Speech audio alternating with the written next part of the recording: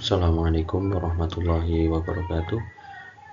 Baik, saya Imam Mustaqim dari Pasca Sarjana Pendidikan Agama Islam kelas A akan presentasikan hasil dari artikel saya, yaitu kesabaran dan ketelitian Rasulullah SAW dalam kitab Rahmatul Alamin karya Said bin Ali bin Waf Al-Qahtani.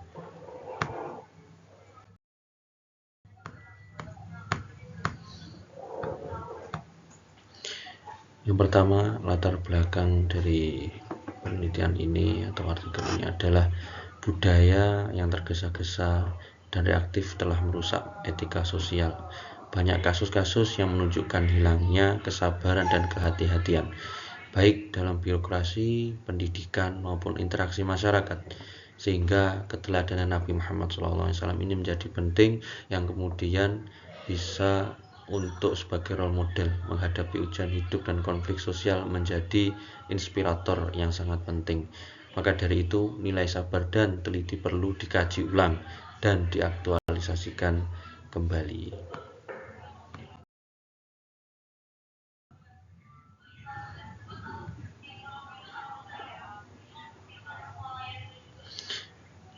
Tujuan dan metode penelitian ini adalah mendalami karakter sabar dan teliti dalam pribadi Rasulullah. Penelitian ini dilakukan dengan kualitatif dari berbasis studi pustaka, dengan sumber utamanya adalah kitab Rahmatul Alamin, hadis sahih di dalam kitab ini, dan literatur pendidikan yang lainnya. Metode analisis ini digunakan untuk mengungkap nilai dan aplikasinya dalam konteks modern, sehingga dapat dengan mudah untuk dipahami oleh pembaca artikel ini. Isi dari artikel ini yang pertama adalah konsep sabar dan tatobut. Apa itu sabar? Sabar berarti keteguhan hati dalam menghadapi cobaan dengan kendali diri, bukan sekedar hanya menahan emosi saja. Sedangkan tatobut ada kehati-hatian yang berakar pada prinsip verifikasi informasi dan pengambilan keputusan yang matang, sehingga benar-benar keputusan yang diambil ini sangat menguntungkan untuk sesuatu yang menjadi prioritas, seperti itu. Keduanya bentuk kesadaran moral dan intelektual yang menjadikan pilar dakwah kepemimpinan Nabi dalam Islam. Sifat ini merupakan bagian iman dan kematangan spiritual, sehingga orang yang sabar dan orang yang sangat teliti ini menjadi representasi dari kematangan bagian iman dan juga spiritual seseorang.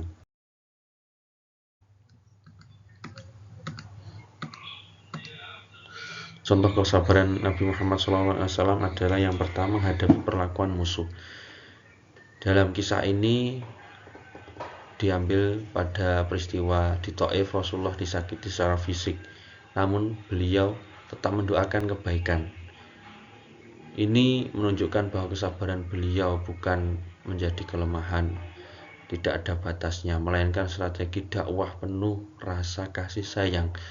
Rasulullah menolak balas dendam dan memilih jalan pengampunan. Untuk apa? Supaya musuh tahu bahwasannya Rasulullah mempunyai akhlak yang baik. Kemudian dengan akhlak tersebut musuh akan menjadi terinspirasi ataupun menjadi takluk dengan Nabi Muhammad SAW. Kenapa? Karena ini adalah menjadi bentuk pemimpin yang profetik yang juga penuh dengan kebijaksanaan.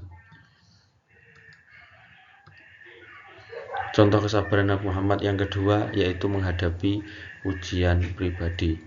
Ketika Rasulullah SAW kehilangan istri, anak, dan juga paman tercintanya, beliau tetap tenang, beliau tetap sabar dalam menghadapi setiap musibah ini.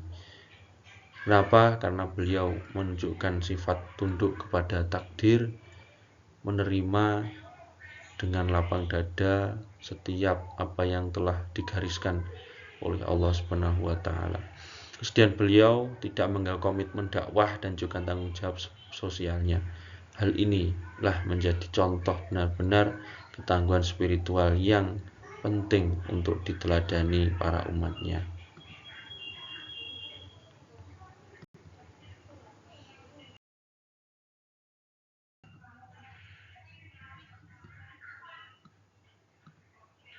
Selanjutnya, contoh kesabaran Rasulullah SAW adalah sabar dalam mendidik atau berdakwah. Rasulullah sangat sabar dalam mendidik umatnya yang kurang paham dalam ajaran Islam. Contohnya adalah salah satu seorang badui yang buang air di masjid. Nah, ini para sahabat ingin memukulnya, tetapi Rasulullah melarang. Beliau hanya menegur dengan lembut, dengan rasa kasih sayang, dan mengajarkan dengan kelembutan. Menunjukkan apa? Bahwa sabar itu adalah pendekatan yang pedagogis efektif. Pendidikan yang meneladani sabar Nabi akan menciptakan suasana belajar yang manusiawi dan produktif. Ini sudah teruji kebenarannya dan teruji kevalitannya yang telah dicontohkan langsung oleh Rasulullah SAW.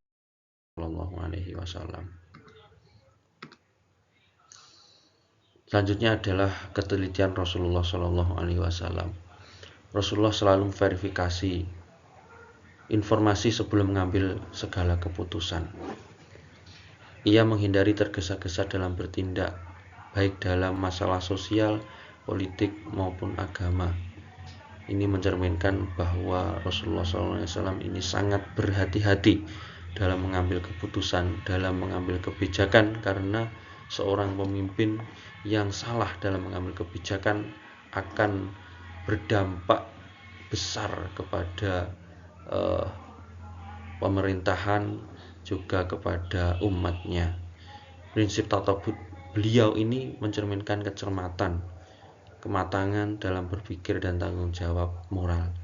Dalam konteks kekinian, sikap ini sangat penting di tengah arus informasi yang cepat dan sering menyesatkan, sehingga kaum Gen Z atau milenial ini dalam menfilter informasi, verify informasi harus benar-benar teliti, sesuai dengan ajaran Rasulullah SAW supaya tidak ada salah paham ataupun hanya taklid secara buta saja.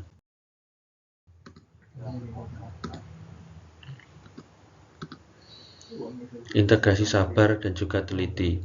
Sabar dan teliti ini dua sifat yang tidak bisa terpisahkan, melainkan satu kesatuan yang saling memperkuat. Rasulullah menggabungkan kekuatan spiritual dan ketajaman intelektual dalam membina umatnya. Dengan sabar, beliau bisa mengelola emosi. Dengan teliti, beliau menimbang keputusan secara adil dan tepat. Ini adalah fondasi dari kepemimpinan yang etis dan pendidikan yang profetik.